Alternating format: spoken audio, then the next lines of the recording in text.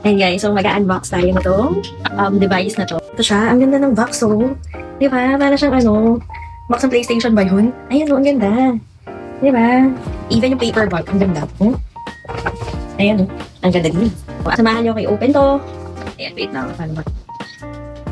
Kasi ako sanay mag-unboxing video. Sorry na, bear with me. Wait.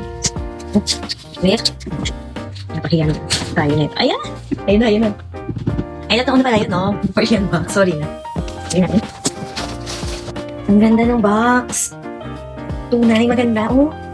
Sige, open na natin. Sabi yung box. Box pa lang. Sulit na. Sulit na. So, ito siya. Ito yung lagay niya. Naka-hard case to, oh. So, ito. Oh, shocks. Ayan siya.